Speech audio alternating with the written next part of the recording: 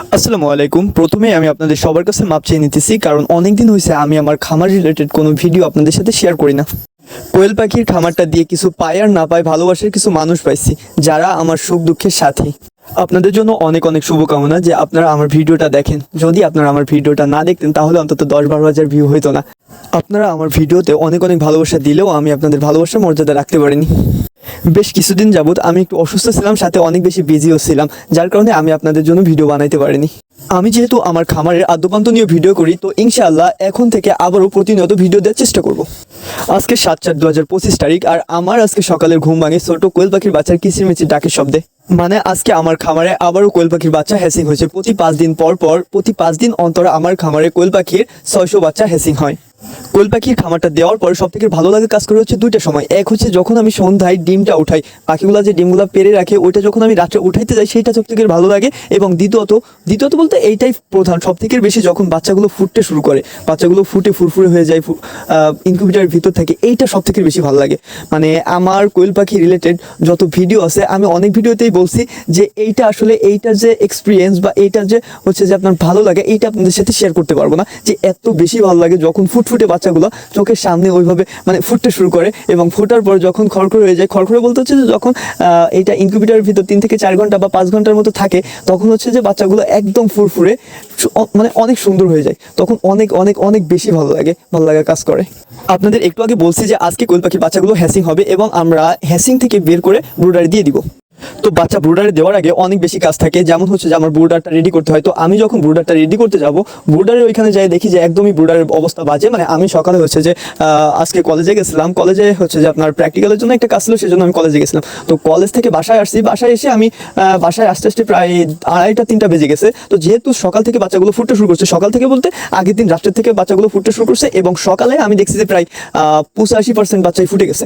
তো যেহেতু 85% বাচ্চাগুলো ফুটে গেছে, আর আমার এখানে হচ্ছে যে বাচ্চাগুলো ফুটার পরে আমি কি করি, আমি এইটাকে নর্মালি 12 থেকে 24 ঘন্টা আমি ইনকিউবেটরের ভিতরে রাখার চেষ্টা করি। তাহলে কি হয়, বাচ্চাগুলো গ্রোথটা ভালো থাকে। গ্রোথ ভালো থাকে বলতে হচ্ছে যে সময় আপনার ইনকিউবেটরের ভিতর ওরা থাকতেছে, তখন ওদের শরীরের যে তাপমাত্রা, যে তাপমাত্রাটা প্রয়োজন, সেই তাপমাত্রাটাই ওরা হচ্ছে যে ইনকিউবেটরের ভিতরে বাঁচে। এই জন্য আমি একটু বেশি সময় ইনকিউবেটরের ভিতরে রাখার চেষ্টা করি। তো ইনকিউবেটরের ভিতর থেকে বের করব, এই জন্য হচ্ছে যে আমি এসেই ব্রুডারটা দেখতে গেছি, যাই দেখি যে একদম ব্রুডারের পুরো বাজে অবস্থা। ব্রুডারটা কিসে যেন ভেঙে ফেলছে, আমার মনে হয় হয়তো মুরগি বা কুকুর কিছু একটা ঢুকছিল, যেহেতু দরজাটা খোলা ছিল। তো এইটা ভেঙে ফেলার ফলে আমি আবার ওইটাকে সোজা করে সবকিছু ঠিক করি। তো সবকিছু ঠিক করি বলতে হচ্ছে যে ফার্স্টে কি, আমার যেহেতু ব্রুডারের চারপাশে হচ্ছে যে তুষ দেওয়া ছিল, আমার আর এক্সট্রা তুষ দিতে হয়নি। তো আমি ব্রুডারটা উঁচু করে ওইখান থেকে হচ্ছে যে তুষটা দিয়ে দিই। তুষটা দিয়ে দেওয়ার পরে তারপর হচ্ছে যে তুষটা দিয়ে দেওয়া বলতে হচ্ছে তুষটা একদম সমান করে দিয়ে দিই। যে সমান না করলে কি হবে, এক জায়গায় উঁচু এক জায়গায় নিচু হলে আপনার বাচ্চা ব্রুডিং এর সময় বিভিন্ন রকমের প্রবলেম হবে। কি প্রবলেম হবে, আপনার হচ্ছে যে এইখানে বাচ্চাগুলো প্যারালাইসিস হওয়ার সম্ভাবনা বেশি থাকে, বা পাটা ফাঁক হয়ে যাওয়ার সম্ভাবনা বেশি থাকে। আর যখন এক জায়গায় উঁচু এক জায়গায় নিচু থাকবে, তখন বাচ্চাগুলো মর্টালিটি হার বেড়ে যাবে। এই জন্য আমরা চেষ্টা করবো যখন ব্রুডিং করবো, ব্রুডিং এর সময় নিচের ফ্লোরের উপরে যে তুষটা দিব, তুষটা আমি দেখেন ঝাঁটা দিয়ে সমান করে দিচ্ছি। তো এইভাবে ঝাড়ু দিয়ে একদম সমান করে দিবেন, যে ঝাড়ু এইভাবে টাইনে দিলে প্রত্যেকটা জায়গায় সমান হয়ে যায়। তো এরপরে কি করবো, ঝাড়ু দিয়ে সমান করে দেওয়ার পর তারপর হচ্ছে যে আমরা সালাদ চট ব্যবহার করবো। এইখানে অনেকেই বলেন যে আমরা কাগজ ব্যবহার করবো। কাগজ বলতে হচ্ছে যে পেপার ব্যবহার করবো। তো আমি এখানে সম্পূর্ণ দ্বিমত পোষণ করি আপনাদের সাথে, যে পেপারটা কখনো ব্যবহার করবেন না। কারণ পেপার ব্যবহার করলে কি হয়, ছোট যে বাচ্চাগুলো, এই বাচ্চাগুলোর পা থাকে দুর্বল, যেটা দুর্বল থাকার কারণে পেপার হচ্ছে যে পেপারের উপর পা দেওয়ার ফলে পেপারে পাটা পিছলে যাওয়ার ফলে ওই বাচ্চাটা প্যারালাইসিস বা হচ্ছে যে আপনার প্রতিবন্ধী হয়ে যাওয়ার সম্ভাবনা বেশি থাকে। আর যখন ওই পিছলে যাচ্ছে, দুইটা পা দুই দিকে চলে যাচ্ছে, তখন ওইটার উপর অন্য আরো বাচ্চাগুলো উঠে থাকার ফলে একদমই ও বিকল হয়ে যায় বা প্যারালাইসিস হয়ে যায় বা প্রতিবন্ধী হয়ে যায়। এই জন্য আপনারা সবসময় সালাদ চটটা ব্যবহার করবেন। সালাদ চটে কি হয়, সালাদ চটে এই পাখিগুলোর পায়ের গ্রিপটা অনেক ভালো থাকে, যে পাটা দাঁড়াইতে সুবিধা হয় ওদের। এই জন্য সালাদ চটটা ব্যবহার করলে ইনশাআল্লাহ আপনার পাখিগুলো একটা পাখিও প্যারালাইসিস হওয়ার সম্ভাবনা থাকবে না ইনশাআল্লাহ। মানে আমার এখন পর্যন্ত এই সালাদ চটটা ব্যবহার করে এখন পর্যন্ত একটা বাচ্চাও খোড়া বা হচ্ছে যে আপনার প্যারালাইসিস জাতীয় কোনো সমস্যা হয়নি। তো আপনার সালাদ চটটা ব্যবহার করবেন। তো সালাদ চটটা সুন্দর করে দিয়ে দিবেন একদম চারপাশে। দেখেন আমি অনেক সুন্দর করে চারপাশে সয়া সিটে দিয়ে দিছি।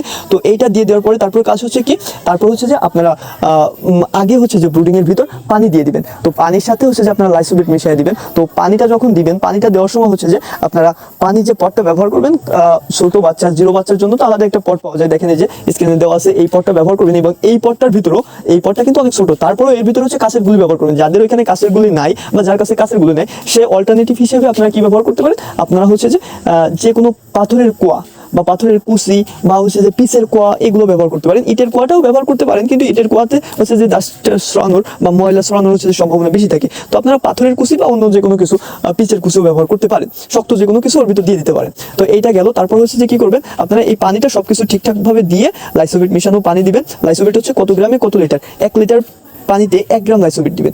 এই মাত্রায় দিয়ে আপনি যে কয় লিটার পানি দিচ্ছেন ওই কয় গ্রাম লাইসোবিট দিয়ে আপনারা এটা হচ্ছে যে পাখিকে দিয়ে দিবেন। পাখিকে দিয়ে দিবেন বলতে, পাখি দেওয়ার আগে ওই যে আপনার ব্রুডারটা রেডি করছেন ওর ভিতর পানির পটটা সাজায় দিবেন। পানির পটটা সাজায় দিয়ে তারপর হচ্ছে যে খাবারের পাত্রটা দিয়ে দিবেন। কারণ যখন আপনি পানির পট, খাবারের পাত্র এগুলো পরে দিচ্ছেন বাচ্চা দেওয়ার পরে, তখন বাচ্চা যখন এক জায়গায় অনেকগুলো থাকে ওর ভিতর আপনি খাবারের পাত্র দিতে পারবেন না। যখন একটা ট্রে, খাবারের ট্রে ব্যবহার করবেন, ওই ট্রেটা দিতে গেলে ওর নিচে বাচ্চা পরি মারা যাওয়ার সম্ভাবনা বেশি থাকে। এই জন্য আগেই আপনারা খাবারের পাত্র এবং পানির পাত্রটা দিয়ে রাখবেন। পানির পাত্রটা আগে কেন দিবেন, কারণ হচ্ছে যে সময় হচ্ছে যে আপনি পানির পাত্রটা দিয়ে রাখতেছেন তখন কি করতেছে, তখন মনে করেন যে বাচ্চাগুলো এসেই আগে পানি পাচ্ছে, এইটা বাচ্চাগুলোর জন্য খুবই উপকারী। কিন্তু আপনি পানির পাত্র পরে দিলেন, বাচ্চাগুলো আসলো, এসে পানি পালো না, তো এটা করবে না। আগে পানির পাত্রটা দিয়ে তারপর ওর ভিতর বাচ্চা ছাড়বেন। তো আমি পানির পাত্রটা তো সবকিছু রেডি করে একদম ব্রুডিং 100% কমপ্লিট করে তারপরে আমি বাচ্চা আনতে যাই। বাচ্চা আনিয়ে আমার ইনকিউবেটর থেকে একটা করে বাচ্চা ধরে সুন্দর করে, যেন ব্যথা না পায় এভাবে ধরে এনে আমি ব্রুডারের ভিতর দিয়ে দিচ্ছি। ব্রুডারের ভিতর দিয়ে আমি খাবার পানি সবকিছু দিয়ে আলহামদুলিল্লাহ এখন বাচ্চাগুলো একদম ফুরফুরে। একদিনের বাচ্চা এত মানে ওরা যে চালাক হয়, যে আমি যেহেতু ওই যে প্রায় একদিনের মতোই আমি ইনকিউবেটরের ভিতর রাখি, তার কারণে কি বাচ্চাগুলো অনেক মানে অ্যাক্টিভ থাকে, যার ফলে বাচ্চাগুলো ছেড়ে দেওয়ার পরপরই খাবার পানি সবকিছু খুব ভালোভাবে ওরা নিতে পারে। এটা ওদের জন্য খুব ভালো হয়। তো ইনশাল্লাহ আপনারা এই ভিডিওটাই ব্রুডিং সম্পর্কে, একদম ব্রুডিং সম্পর্কে সম্পূর্ণ বিস্তারিত জানতে পারছেন A to Z। আর এরপরেও যদি জানার কিছু থাকে যে এর পরবর্তীতে কোন কোন ওষুধ ব্যবহার করব, যে প্রথমে তো আমরা লাইসোবিট দিলাম, পরবর্তীতে আমরা কোন ওষুধটা ব্যবহার করব, 3 ঘন্টা লাইসোবিট চলবে, 3 ঘন্টার পরে আমরা কোন ওষুধ ব্যবহার করব, সেটা আমার উপরে একটা ভিডিওতে দেওয়া আছে। আর যদি উপরে ভিডিওতে না দেখতে চান তাহলে আমাকে মেসেজ দিবেন, আমার কাছে ব্রুডিং চার্ট আছে, আমি চার্টটা আপনাদের দিয়ে দিব। ধন্যবাদ সবাইকে, আসসালামু আলাইকুম।